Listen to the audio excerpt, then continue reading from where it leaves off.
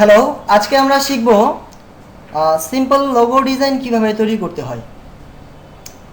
তো প্রথমেই আমরা একটা সার্কেল নিলাম, একটা সার্কেল, এলিপস টুল শিফট প্রেস করে আমরা একটা সার্কেল নিলাম।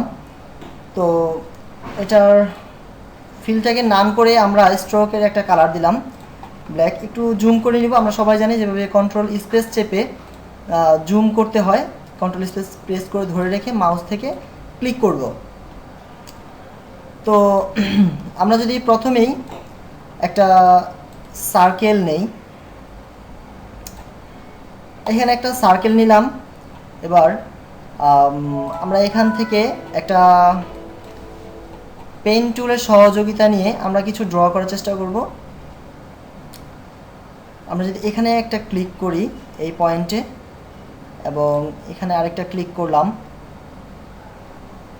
এবং এরপর এখানে একটা ক্লিক করলাম, এরপর অলটা প্রেস করে এই যে আরেকটা পয়েন্টের যে মাথাটা আছে এটাকে আমরা ঘুরিয়ে দেব, এবং এখানে আমরা ক্লিক করলাম, করে এখানে এন্ড করলাম। আমরা দেখতে পাচ্ছি যে যদি আমরা একটা পাখি আঁকতে চাই তাহলে সেভাবে এটা একটা পাখির, যদি আমরা যে হেড যদি ধরি, আর এটা হচ্ছে পাখির যে পাখাটা আছে এটা। তো এরপর আমরা আবার পেন টুল নিব, পেন টুল থেকে এখানে পাখির যে পেটের যে অংশটা আছে সেটা আমরা এখান থেকে ড্র করতে পারি। এই মাথাটা কেটে দেব, এরপর এখানে আর এখানে এটা আমরা আঁকলাম।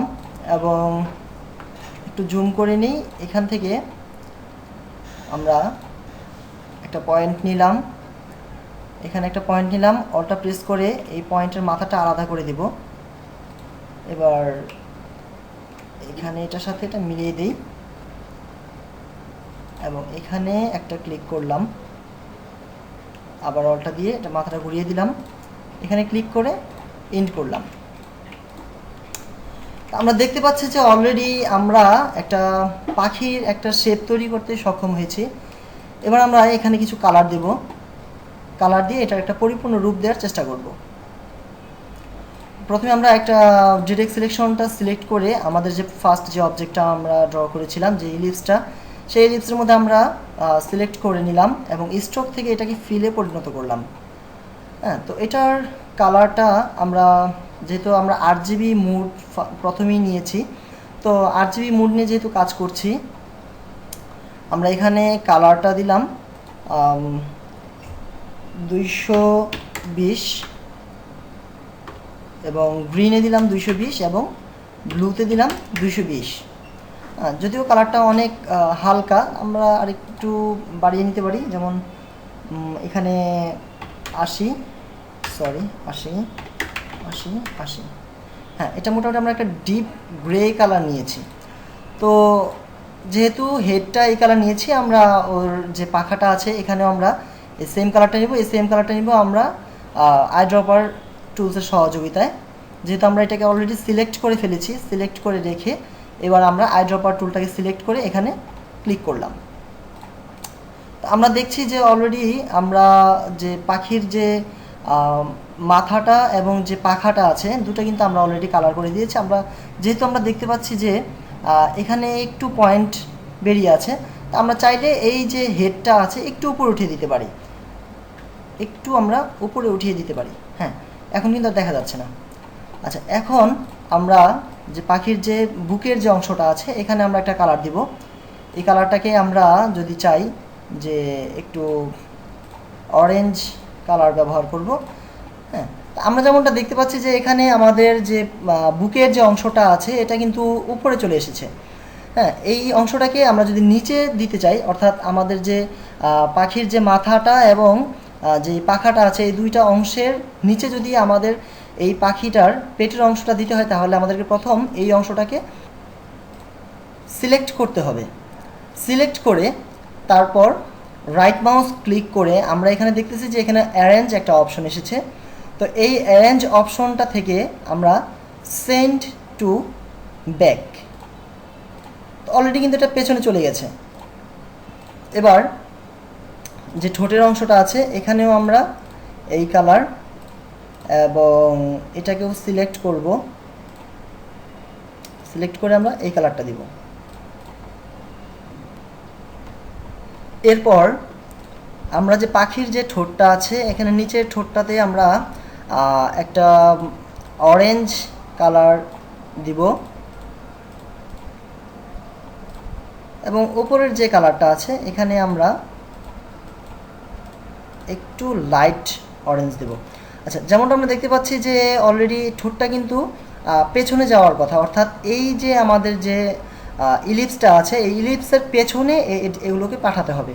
তাহলে সেজন্য প্রথম আমরা উপরের ঠোঁটটাকে সিলেক্ট করলাম এবং রাইট মাউস ক্লিক করে অ্যারেঞ্জ থেকে সেন্ড টু ব্যাক পেছনে দিলাম, এবং তারপর এই নিচের অংশটাকে সিলেক্ট করব, রাইট মাউস ক্লিক করে অ্যারেঞ্জ এবং সেন্ড টু ব্যাক। আমরা কিন্তু দেখতে পাচ্ছি যে আমাদের অলরেডি পাখির যে ঠোঁট পিছনে চলে গেছে এবং আমরা অলরেডি একটা পাখি ড্র করতে সক্ষম হয়েছি। তো আমরা যদি এটাকে একটা নাম দিয়ে দিই, যেমন টেক্সট টুল নিব, টেক্সট টুলটাকে সিলেক্ট করে এখানে আমরা একটা নাম দিই, যেমন বার্ড লোগো, বার্ড লোগো আমরা দিলাম। আর আগেই আমরা যেই টোটাল যে অবজেক্টটাকে টোটাল যে ডিজাইনটা আমরা তৈরি করেছি সেখানে আমরা টোটালটাকে সিলেক্ট করে ধরে আমরা এটাকে গ্রুপ করে দেব, যাতে এটা মুভ করলে বা সিলেক্ট করতে আমাদের সহজভাবে আমরা সিলেক্ট করতে পারি বা মুভ করতে পারি, বা যে কোনো কমান্ড আমরা একসাথেই করতে পারি। তো এটাকে আমরা সিলেক্ট করলাম, করে এটাকে একটু উপর থেকে কমিয়ে দেব, শিফট প্রেস করে ধরে রেখে তারপর আমরা উপর থেকে একটু কমিয়ে দিলাম, একটু সাইজটাকে ছোট করলাম, এবং যে বার্ড লোগো লেখাটা আছে এটাকে আমরা সিলেক্ট করে এরপর প্যারাগ্রাফে যাব, গিয়ে এটা সেন্টার অ্যালাইন, এই অ্যালাইনটা সেন্টার। যেহেতু সেন্টার অ্যালাইন করলে কি হবে, আমাদের যে এখন এই যে টোটাল যে টেক্সটটা আছে এই টেক্সটের কিন্তু স্টার্টিং পয়েন্টটা হচ্ছে বাঁ দিকে। হ্যাঁ, যেহেতু আমাদের লোগোটা উপরে তাই আমরা এটার স্টার্টিং পয়েন্টটা দিব সেন্টারে, যাতে এখানে যদি কোনো কিছু বাড়াতে বা কমাতে হয় তাহলে দুদিক থেকে সমানভাবে বাড়ে বা কমে। তো এবার আমরা এটাকে টেক্সটটাকে সিলেক্ট করে একটা অন্য একটা ফন্ট দিই, যেমন যে কোনো একটা ফন্ট আমরা সিলেক্ট করে নিতে পারি। আমরা এটার নাম দিলাম ট্রাজান বোল্ড, এরকম একটা নাম দিলাম। এই ফন্টটাকে সিলেক্ট করলাম, এবার একটু বড় করব, এটাকে অলরেডি একটু বড় করেছি, এটা একটু মিডিলে নিয়ে আসার চেষ্টা করব। হ্যাঁ, এখন যদি এই লোগোটার যদি আমরা কালার দিতে চাই তাহলে এটাকে আমরা মাঝখানে যে স্পেসটা ফেলে দিয়ে বার্ড লেখাটাকে সিলেক্ট করলাম, টেক্সট দিয়ে সিলেক্ট করলাম, করার পরে আমরা আই ড্রপার টুলটাকে সিলেক্ট করে এই পাশে দিলাম আমরা অরেঞ্জ কালার, এবং এই পাশ থেকে সিলেক্ট করে আমরা যে ডিপ গ্রে কালারটা আছে সেটাকে আমরা কালারটাকে সিলেক্ট করে দিলাম। তো আমরা যদি চাই তাহলে এখানে আমরা এটাকে যেই ফন্টটা আছে এই ফন্টটাকে সিলেক্ট করে কপি করলাম কন্ট্রোল সি দিয়ে, অথবা এডিট থেকে গিয়ে আমরা দিব কপি, এবং এখানেই আমরা এটাকে পেস্ট করব, কন্ট্রোল এফ অথবা পেস্ট ইনটু ফ্রন্ট দিলাম। এখানে কিন্তু অলরেডি দুইটা হয়ে গেছে। আমরা এটাকে সিলেক্ট করে তারপর সিলেক্ট করে মাউস ধরে রেখে তারপর আমরা শিফট ধরে এটাকে সোজা নামিয়ে দেব, দিয়ে আমরা যদি চাই এখানে ডাবল ক্লিক করলাম, অর্থাৎ আমরা টেক্সট টুলটাকে নিয়ে আসলাম, এখানে নিয়ে এসে এখানে আমরা লিখলাম যে ইয়োর স্লোগান হেয়ার। এখন আমরা যদি চাই এটাকে ছোট করে দিতে পারি, যেহেতু স্লোগানটা মূল যে টেক্সটটা থাকে যে টাইটেলটা, এই টাইটেল থেকে স্লোগানটা ছোট থাকে। একটু জুম করে নিব দেখার জন্য, এবং এটাকে সিলেক্ট করে শিফট প্রেস করে ধরে রেখে উপরে দিব, এবং এর কালারটা আমরা ব্ল্যাক কিংবা একটু কালারটা কমিয়ে দিব, যেমন 70 এবং 70। তো আমরা অলরেডি দেখতে পাচ্ছি যে আমরা অলরেডি একটা খুব সুন্দর বার্ড লোগো ড্র করতে সক্ষম হয়েছি। আশা করি আপনারা বুঝতে পেরেছেন। ধন্যবাদ।